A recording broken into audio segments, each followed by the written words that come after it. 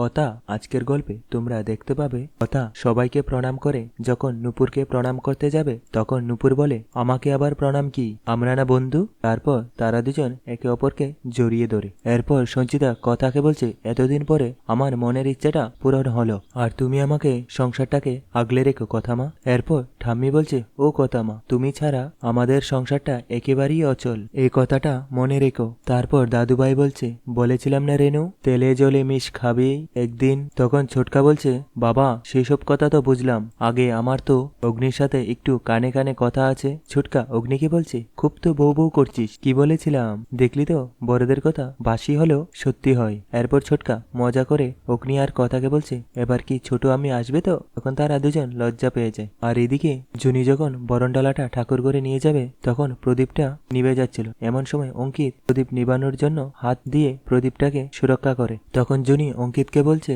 এই প্রদীপটা জ্বালিয়ে রাখতে হয়, তাতে কথা আর অগ্নিতার মঙ্গল হবে আর ওদের ভালোবাসা দীর্ঘস্থায়ী হবে। তারপর জুনি অঙ্কিতকে বলছে, রেখে আসি, এই বলে এখান থেকে চলে গেল। তখন অঙ্কিত মনে মনে বলল, আর আমাদেরটা কি দীর্ঘস্থায়ী হবে? আর এদিকে ঠামি বলছে, আমি বলছি কি শুনো, বিয়ে যখন সব নিয়ম কানুন মেনে হয়েছে তখন কাল রাত্রি নিয়মটাও মানতে হবে। তখন ছুটকা বলছে, হ্যাঁ মানতেই হবে। এরপর ঠাম্মি সঞ্চিতাকে বলছে, বড় বৌমা তুমি বলে দাও, আজকে কিন্তু অগ্নি দাদুভাই আর কথা মা আলাদা আলাদা ঘরে শুবে। এরপর সঞ্চিতা বলছে, হ্যাঁ অগ্নি, ঠাম কিন্তু একদম ঠিক কথা বলেছে, আজকে কিন্তু কেউ তোরা কারুর মুখ দেখিস না কেমন? আর অগ্নির করে আমি আর কথা শুয়ে পড়বো। আর অগ্নি এরপর ছোটকা বলছে, অগ্নি অগ্নি আর কি, অগ্নি প্রত্যেক ঘরে শুবে। এরপর অগ্নি বলছে, সেটা কি তুই বলে দিবি নাকি, অদ্ভুত ব্যাপার তো। এরপর কথা অগ্নিকে বলছে, পাচক মশাই আজকে কিন্তু নিয়ম ভেঙে আমাকে দেখে ফেলবেন না। তখন অগ্নি বলছে, হ্যাঁ রে, এটা আমার জীবনে একমাত্র কাজ, তোকে দেখা, আর এটা পেলে আমি জীবনে জিতে যাব, যত সব ননসেন্স। অগ্নি আরো বলছে,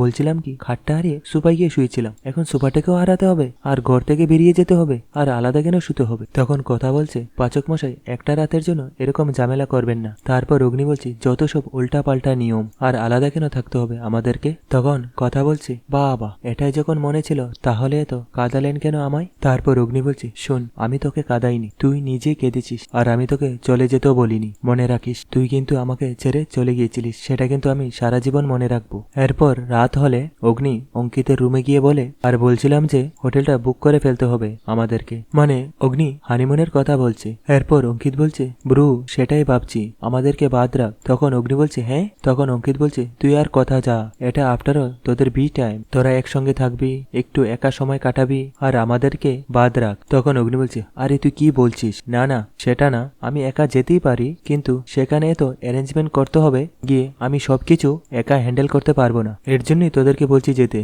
আর তাছাড়া বেসিক্যালি যেটা আমি ভেবে রেখেছি যে এই দিনটাকে না খুব স্পেশাল করতে হবে, যাতে সারা জীবন মনে রাখতে পারে এই দিনটা। তখনই অঙ্কিত অগ্নিকে জড়িয়ে ধরলো। তখন অগ্নি বলছে, আরে কি হলো? তখন অঙ্কিত বলল, কিছু না, ফাইনালি ইউ হ্যাপি রাইট? তখন অগ্নি বলছে, ইয়েস, তবে আমি একটা বোকামো করেছি। তখন অঙ্কিত বলছে, কি? তারপর অগ্নি বলছে, সেটা অবশ্যই তোদের সাথে শেয়ার করতে পারবো, অন্য কারোর সাথে নয়। দেখ এতগুলো দিন চলে গেল, এতটা সময়, অথচ আমি নিজের ফিলিংটাই বুঝতে পারলাম না, হাউ সো স্টুপিড। আর হাসতে থাকে। তখন অঙ্কিত বলছে, একটা বোকামি তো বটেই। এরপর অগ্নি যখন ল্যাপটপ নিয়ে হোটেল বুক করবে তখন প্রত্যয় গিয়ে শুয়ে পড়ে, আর শুতে শুতে নাক ডাকা শুরু করছে। তখন অগ্নি অঙ্কিতকে বলছে, তুই ঘুমোস কি করে আখি? তারপর অঙ্কিত বলছে, তাহলে তুই ভাব। এরপর অঙ্কিত শুয়ে নাক ডাকা শুরু করে। তখন অগ্নি বলছে, তাদের নাক ডাকা শব্দ শুনে আমি ঘুমোবো কি করে? এরপর অগ্নির মাথায় আসলো যে হেডফোন এনে গান চালিয়ে শুয়ে পড়বো। কারেক্ট, কিন্তু হেডফোন তো আনিনি, আর হেডফোন তো আমার ঘরে রয়েছে। আরো অগ্নি বলছে, এদেরকে ডাকবো হেডফোনের জন্য আবার?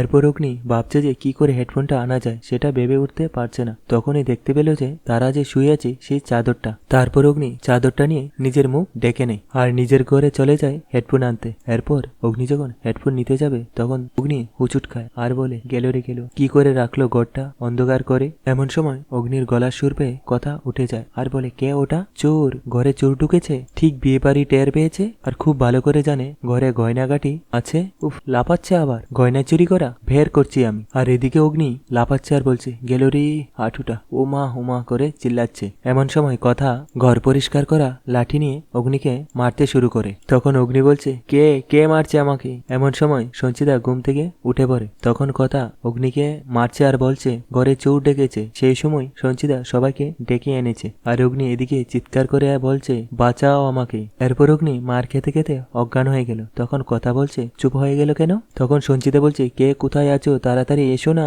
বাড়িতে চোর ঢুকেছে। তারপর সবাই মিলে অগ্নিকে আরো মারতে শুরু করে। তারপর প্রত্যয় দেখতে পেল যে সেটা চোর না, অগ্নি, আর সবাইকে বলছে চোর না।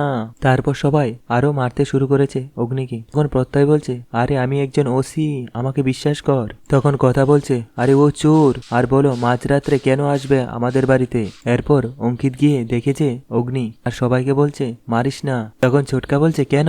তখন অঙ্কিত বলছে কারণ। এরপর অঙ্কিত চাদরটা সরিয়ে ফেলে। এরপর কথা দেখতে পেল যে অগ্নি। তারপর ছোটকা বলছে তোরা বিগ ব্রোকে মারছিলিস। তখন অগ্নি বলছে এরে মেরে কিডনি করে দিয়েছে। তারপর কথা বলছে দেখেছো মা, সব ষড়যন্ত্র করে আমার মুখ দেখে নিয়মটা ভেঙে ফেলে দিতে চাইছে উনি। তারপর অগ্নি বলছে ডোন্ট টক, এইটুকু শরীরে এত জোর আসে কোথায় থেকে। এরপর কথা বলছে সব দোষ আপনার, আপনি বলুন তো আপনি কেন এ ঘরে এলেন, একটু মঙ্গলের খেয়াল রাখবেন না আপনি। তারপর ছোটকা বলছে তুই এখানে এসেছিস কেন বলতো। তখন অগ্নি বলছে আমি কি বলবো ছোটকা, আমি ঘুমানোর চেষ্টা করেছিলাম আর তারা দুজন এত নাক ডাকছে আর কি বলবো। আর আমি ঘরে হেডফোন খুঁজতে এসেছিলাম যাতে গান চালিয়ে কানে দিয়ে ঘুমোতে পারি। এরপর ছোটকা আর প্রত্যয় আর অঙ্কিত মিলে অগ্নিকে ধরে নিয়ে প্রত্যয় করে নিয়ে শুয়ে দেয়। এর পরের দিন সকালে কথা হলুদ নিমবাটা নিয়ে এসে অগ্নির ঘরে যাবে। তখনই কথা বলে আমি যদি এখন যাই সবাই আমাকে নিয়ে মজা করবে। আর বলছে পাচক মশাই উনি কি আমার উপরে এখনো রেগে আছে। আর বলছে কথাগুলি রেগে তো থাকবেই, তুমি এক একটা যে কাণ্ড করো না, ভাল লাগে না। এরপর প্রত্যয় আর অঙ্কিত যখন ঘর থেকে বেরিয়ে পড়ে এমন সময় কথা লুকিয়ে অগ্নির ঘরে ঢুকে পড়ে। এরপর কথা অগ্নির পাশে ভাবতে থাকে যে কালকে অগ্নিকে যে মেরেছিল। এরপর কথা অগ্নির হাতে যে জায়গায় ব্যথা লেগেছিল সেই জায়গায় ছুঁয়ে দেয়। তখন অগ্নি ঘুম থেকে উঠে দেখে কথাকে আর বলে তুই এত সকালে কি করছিস আবার, আর তুই কি চাস বলতো, তুই আমাকে মেরে ফেলবি, মেরেই ফেল, একবারই মেরে ফেল। তারপর কথা অগ্নির মুখে হাত দিয়ে বলে সকাল সকাল এরকম অলক্ষণের কথা বলে। তারপর অগ্নি বলে আমি সত্যি বললাম নাকি, এটা জাস্ট কথার কথা। তারপর কথা বলছে বলবেন না, আর দেখি হলুদ নিমবাটা এনেছি, ব্যথাটা কমে যাবে। তারপর কথা যখন হলুদ নিমবাটাটা ব্যথা জায়গায় লাগাবে তখন অগ্নি ইস করে ওঠে। তারপর কথা অগ্নির দিকে তাকিয়ে থাকে আর অগ্নিও কথার দিকে তাকিয়ে থাকে। এরপর অগ্নি হিরু স্টাইলে কথার চুল ধরে। এরপর কথা লজ্জা পেয়ে সেখান থেকে চলে যায়। আর বন্ধুরা আজকের পর্বটি এখানেই শেষ হয়ে গেল।